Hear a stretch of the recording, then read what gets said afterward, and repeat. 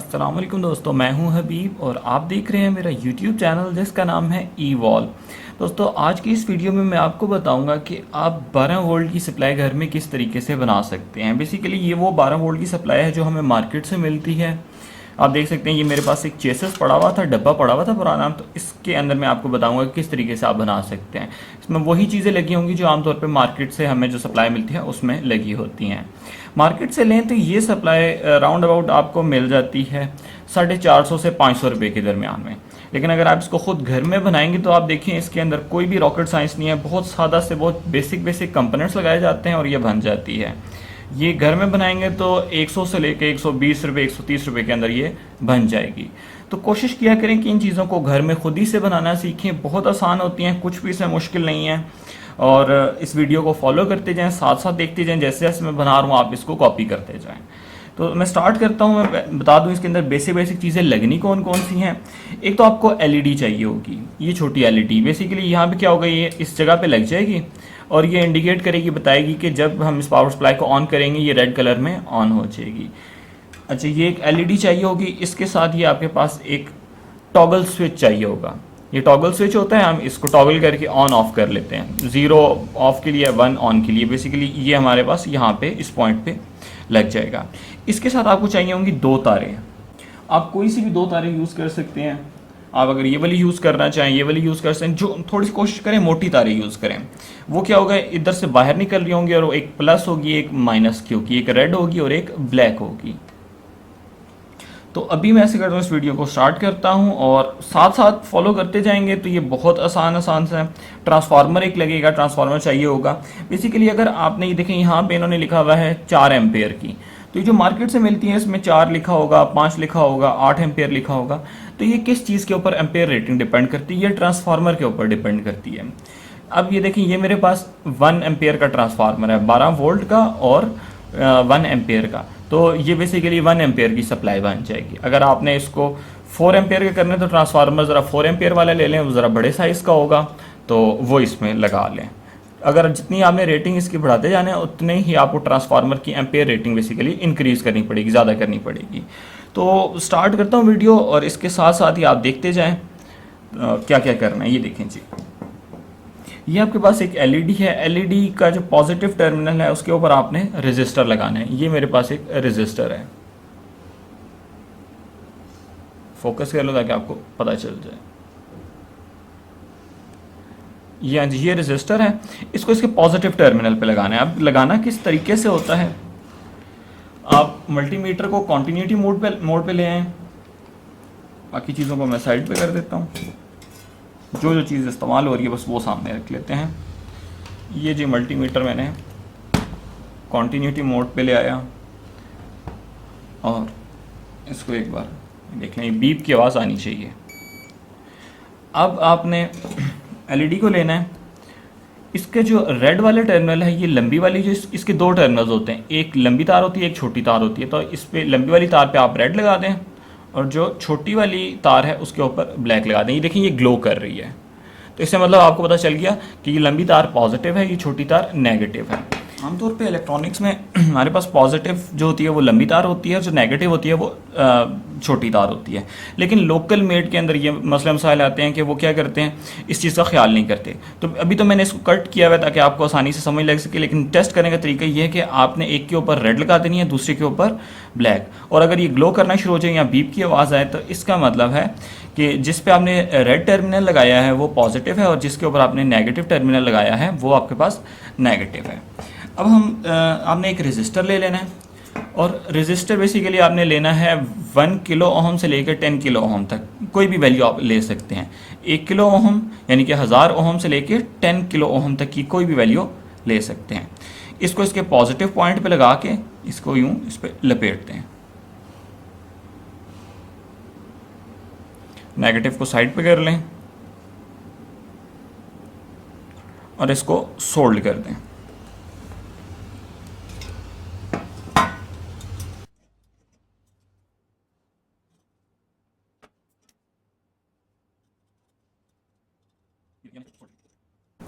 अब आपने क्या करना है, आपने वायर ले लेनी है और कोई भी पतली सी वायर ले लें।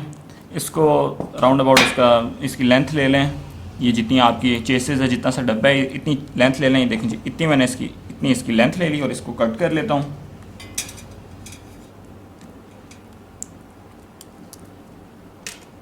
और इसको अनबेयर कर लें।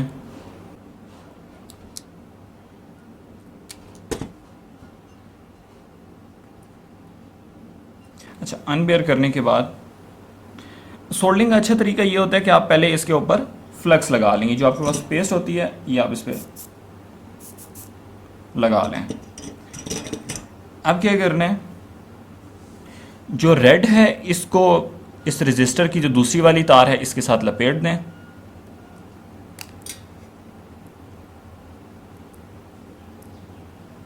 ठीक है जी, ये इस पे लपेटी गए। और इसी तरीके से जो नेगेटिव वाली तार है उसको नेगेटिव वाले सिरे पे लपेट दें।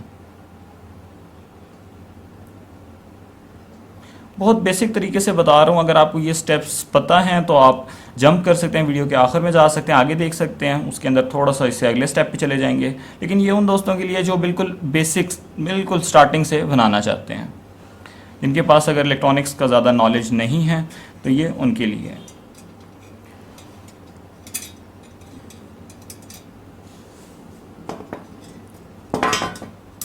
इसका स्टैंड मेरे पास है नहीं जिसके ऊपर इसको लगा के ग्रिप करके हम सोल्ड कर लेते हैं।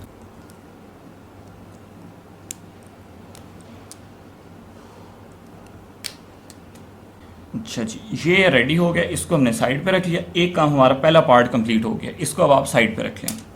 अब आते हैं जी सेकंड पार्ट की तरफ। सेकंड पार्ट में आपको चाहिए होगा एक बेसिकली ये रेक्टिफायर ब्रिज। ये ब्रिज की बेसिकली आपके पास एक आईसी है। इस आईसी का काम क्या होता है, ये रेक्टिफायर ब्रिज कहलाता है। इसका काम होता है एसी को डीसी में कन्वर्ट करना। जैसा कि आप लोगों ने ना 12 वोल्ट लेने होते हैं तो 12 वोल्ट आपको डीसी चाहिए होते हैं। तो जो आपके पास वापडा की तरफ से सप्लाई आ रही होती है वो एसी आ रही होती है, 220 वोल्ट एसी। तो ये वो चीज़ है जो उस एसी को डीसी में कन्वर्ट करेगी। अगर मैं इसको फोकस करूँ आपको पता चले, इस तरह की मैं दूसरी वाली आईसी से फोकस करके आपको बता देता हूँ।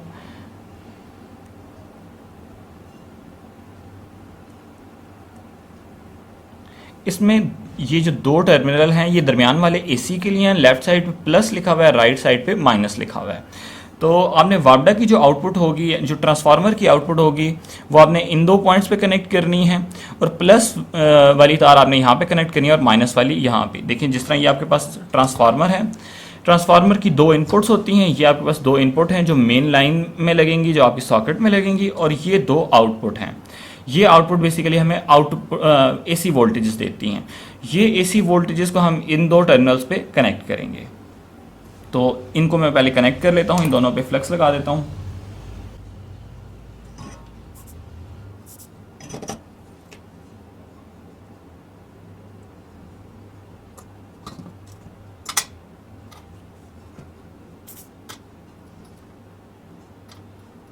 सोल्डिंग वाला काम ज़रा सा डिफ़िकल्ट होता है, लेकिन इसको बहुत एहतियात से करना है आपने। पहले इसके ऊपर सोल्डर लगा लें। इसके बाद कोई भी एक तार, इसमें प्लस माइनस नहीं होता, ये एसी हैं तो कोई भी एक तार को पकड़ें और इसके ऊपर लगा लें।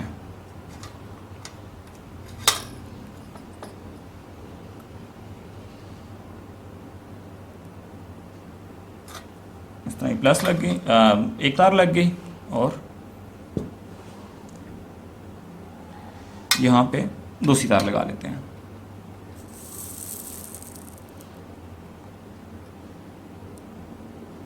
ये दोनों तारें लग गई। यानी कि ट्रांसफार्मर की जो आउटपुट है वो हमने ब्रिज रेक्टिफायर की इनपुट के ऊपर लगा ली है। अब आपने कैपेसिटर इसके साथ कनेक्ट करना है। ये मेरे पास कैपेसिटर पड़ा हुआ है। कैपेसिटर मेरे पास 4700 यू फेरेड यानी 4700 माइक्रो फेरेड का कैपेसिटर है और 16 वोल्ट का कैपेसिटर है। आपने किस चीज़ का ख्याल करना है और ये कैपेसिटर किस तरीके से सिलेक्ट करना है। मैं 12 वोल्ट की सप्लाई बना रहा हूँ, यानी कि इसके मैक्सिमम वोल्टेजेस 12 होंगे। तो आपने कैपेसिटर वो सिलेक्ट करना है। ये राउंड अबाउट 4700 माइक्रो फेरेड इतना ही ले लें, या 1000 माइक्रो फेरेड का भी चलेगा। इसके साथ आपने वोल्टेजेस वो सिलेक्ट करने हैं जो इसकी मैक्सिमम रेटिंग से ज़्यादा हो, यानी कि ये 12 बना रहा है तो 12 से ज़्यादा 16 लगा सकते हैं, 20 लगा सकते हैं, 25 लगा सकते हैं, जो सा आपको मिल जाए वो आप इसके ऊपर लगा सकते हैं। तो इसकी एक पॉजिटिव टर्मिनल है, एक नेगेटिव। उसी तरीके से मैं इसके ऊपर भी 2 तारे लगाता हूँ क्योंकि इसके पॉइंट्स छोटे हैं। तो मेरे पास तार पड़ी हुई है, तार का एक टर्मिनल मैं प्लस पे लगा दूंगा, एक मैं इसके नेगेटिव पे लगा दूंगा। 3-4 इसके अंदर छोटे छोटे से कंपोनेंट्स हैं, बस वो लगाएं तो ये आपकी सप्लाई रेडी हो जाएगी। इतने से काम को आप खुद कोशिश करें घर में कर लें, बजाय ये कि आप 400-500 रुपये लगा के मार्केट से जाके ख़रीदें। उसमें भी यही चीज़ें लगी होती हैं, बस उन्होंने खुद थोड़ा सा काम किया होता है तो वो उसकी एक्स्ट्रा मेहनत, एक्स्ट्रा मजदूरी ले रहे होते हैं।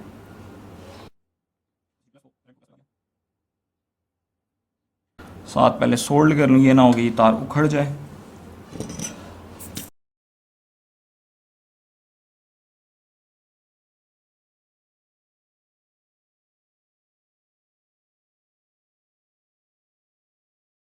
ये जिस साइड पे लाइन लगी हुई है ये नेगेटिव है, तो ब्लैक को इसके ऊपर लगा दिया।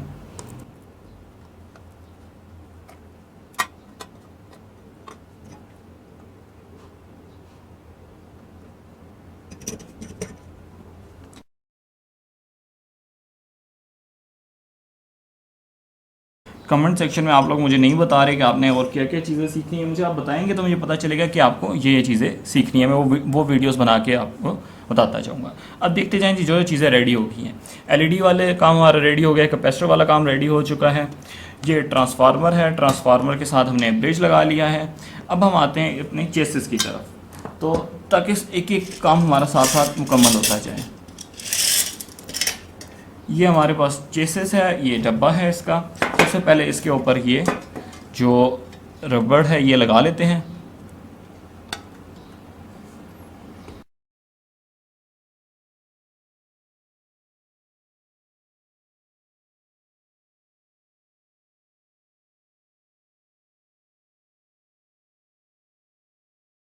ठीक है जी, ये देखें दोनों रबड़ें हमने इसमें लगा दी। अब हम इसके साथ ही इस पे टॉगल स्विच लगा देते हैं। अच्छा, ये देखें ऑन नीचे है तो 1 नीचे हो गया। इसको इसमें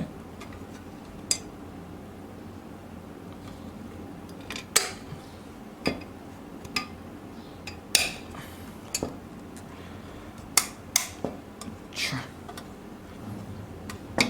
अब ऐसे करते हैं कि हम ये हमारे पास पावर केबल है, तो पावर केबल को भी इसके अंदर डाल देते हैं।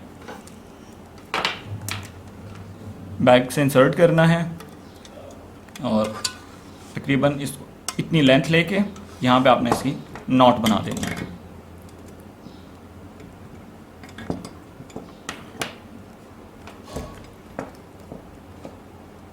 नॉट बनाने से ये होगा कि जब कभी इसको खींचेंगे तो ये बाहर नहीं जाएगी।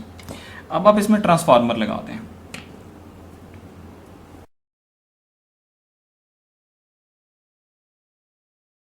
मैं कोशिश कर रहा हूँ, अभी फ़िलहाल मेरे पास क्लैंप मीटर अवेलेबल नहीं है क्योंकि लास्ट सोलर की वीडियो में मैंने आपको दिखाया था कि मैंने इसी मल्टीमीटर से ही करंट को मेजर किया था जो मेरे पास सोलर प्लेट्स थी। मैं चाह रहा था कि आप लोगों को बताऊं कि लोड कैलकुलेशन बेसिकली किस तरह की जाती है, यानी कि अगर आपने चेक करना है कि आपके घर का लोड कितना है, आपको कितने वाट का सोलर पैनल सिस्टम लगाना चाहिए, या फिर आप जनरेटर लगाना चाहते हैं तो किस रेटिंग का जनरेटर, 3 kVA का, 5 kVA का, कितने kVA का जनरेटर आपने लगाना है। तो उसके लिए मैं चाह रहा था कि आपको बताऊं कि आपको किस तरह लोड कैलकुलेट करते हैं। हर घर का लोड डिफरेंट होता है। आप अपने घर का लोड कैलकुलेट करेंगे तो आपको पता चल जाएगा कि इस वैल्यू का जनरेटर मुझे अपने घर के लिए लगाना है।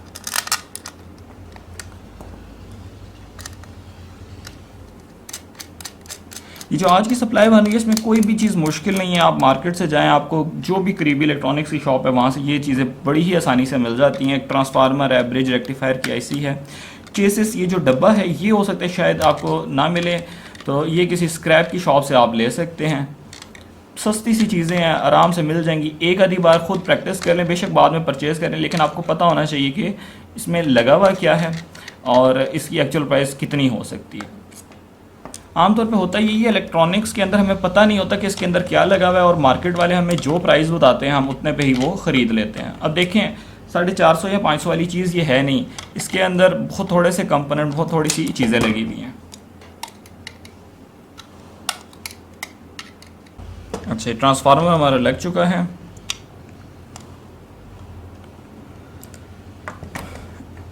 अब आप काम करें कि ये जो तार है इसका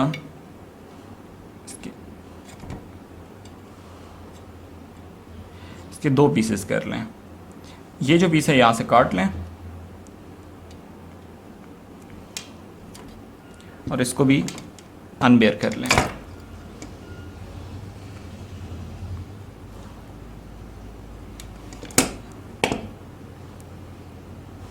अनपेयर करने के बाद ट्रांसफार्मर की एक तार को इसके साथ आप कनेक्ट कर दें। बल्कि मेरे पास हीट श्रिंक पड़ा हुआ है तो पहले हीट श्रिंक चढ़ा दें इसमें।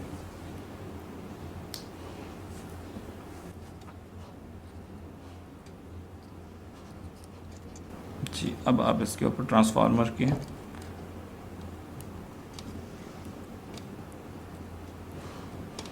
कनेक्शन करके उसी तरीके से दोबारा इसको सोल्डर कर लें।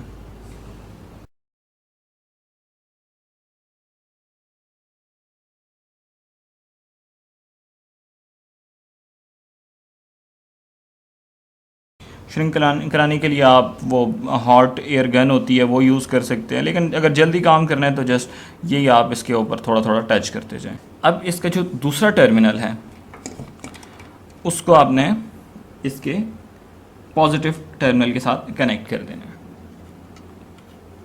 ये जी इसका ऑफ टर्मिनल है तो ये इसके ऊपर वाले के साथ कनेक्ट कर दें। मैं इसको इधर से काट लेता हूँ और इस तरह इसको भी अनबेयर कर लेता हूँ। ये हो गया अनबेयर।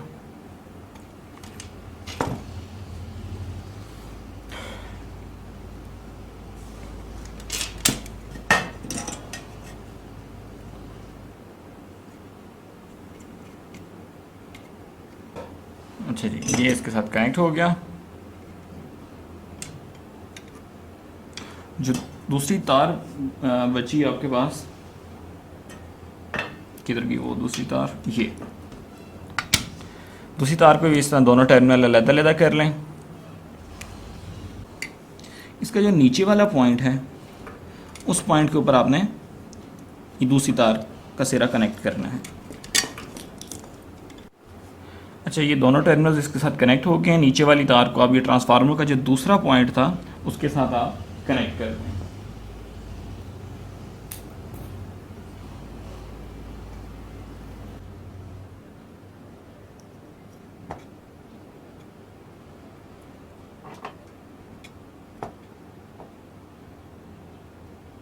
सोल्डर करना ऊपर बेहतर रहता है, इससे ये होता है कि ये टांका ये जॉइंट उखड़ता नहीं है। ये देखें, ये हो गया जी इसके ऊपर सोल्डर। दोबारा इसके ऊपर हीट श्रिंक लगा देते हैं। ध्यान से, ये ज़रा थोड़ा सा गर्म है।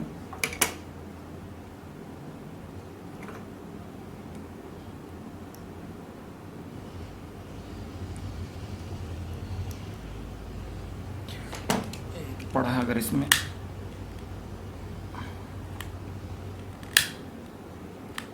चलें जी, ये पड़ा होता मेरे पास तो इससे ये काम आसान हो गया। ठीक है जी, ये हो गया जी हीट श्रिंक इसके साथ लग गया। अब आती है बारी नेक्स्ट टास्क के ऊपर। देखें, बेसिक सा छोटा सा तो इसके अंदर सर्किट है। मैं चाहता हूं कि मैं ये जो टर्मिनल हैं, ये जो तारे हैं, इनको एज अ बायर आउटपुट पे यूज़ करूं। तो ये मेरे पास इसमें एक प्लस तार है और एक मेरे पास माइनस तार है। तो क्या करना है जी, इन दोनों तारों के जो तारें आपने आउटपुट पे लेके जानी है वो इधर से बाहर इसके अंदर से गुजार लें। इधर से गुजारने के बाद एज इट इज़ उसी तरह इसमें भी आप एक गिरा दे दें।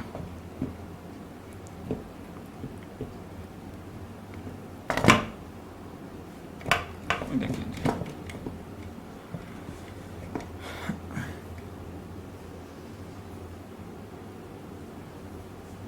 अब जो काम रह गए हैं उसके अंदर ये है कि जी ये एलईडी और ये कैपेसिटर, दोनों के जो रेड तारे हैं इनको आपस में मिला दें। बल्कि इस रेड को भी इसके साथ ही मिला दें, यानी कि तीनों रेड तारे आपस में आपने मिला दिए। कैपेसिटर का पॉजिटिव, एलईडी का पॉजिटिव, और जो आउटपुट के ऊपर आपको पॉजिटिव तार चाहिए उसका पॉजिटिव, इन सबको मिला दिया। और इसके बाद हम ये जो रेक्टिफायर की आईसी है इसके पॉजिटिव के साथ इसे जोड़ देंगे।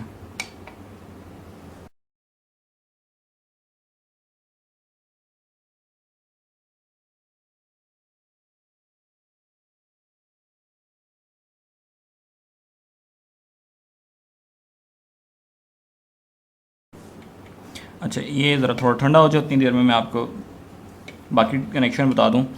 ये जो नेगेटिव है और कैपेसिटर का नेगेटिव और एलईडी का नेगेटिव, इन तीनों तारों को भी मिला लें आपस में।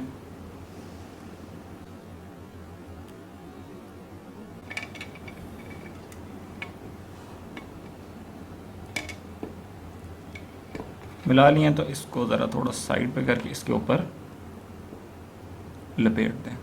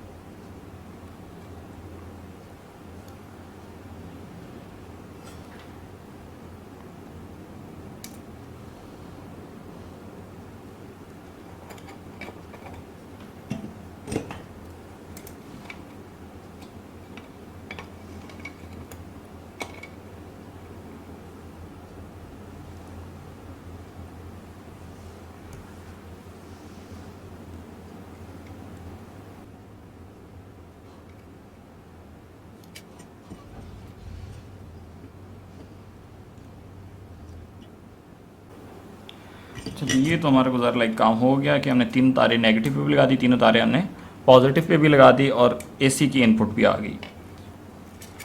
अब ये लगा देते हैं इसके अंदर कैपेसिटर, ये निकाल लें जी तार, इसको अपनी अपनी जगहों पे चीज़ों को बैठा देते हैं। तो अगर आपके पास टेप है तो आप इसको ऊपर से टेप कर दें ताकि ये आपस में कनेक्शन शॉर्ट ना हो और बॉडी के साथ भी टच ना हो। ये टेप के साथ मैं इसको कवर कर देता हूँ।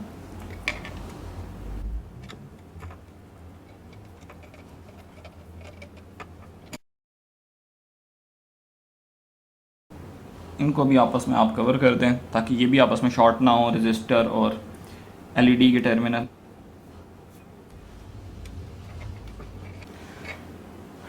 और कैपेसिटर के टर्मिनल्स वैसे ही साइड साइड पे हैं। ठीक है जी, अब हम इसकी एक बार टेस्टिंग कर लेते हैं और इसको फाइनली फिर इसके अंदर इनक्लोज कर देंगे, बंद कर देंगे।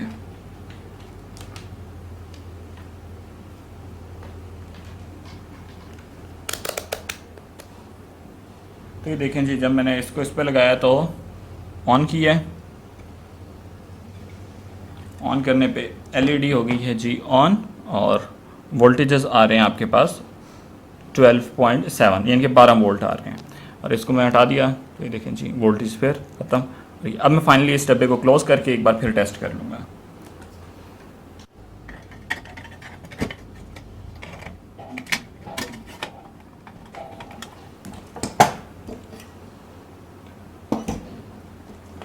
देखें जी, फाइनली हमारी पावर सप्लाई तैयार हो चुकी भी है, जो कि हमारे पास 1 एम्पेयर की है। आप एम्पेयर रेटिंग इंक्रीज़ कर सकते हैं। फाइनल टेस्टिंग के लिए मैं इसको इसमें लगा देता हूँ और इसको कर देता हूँ जी ऑन। देखें ठीक है, ये हो गई ऑन। और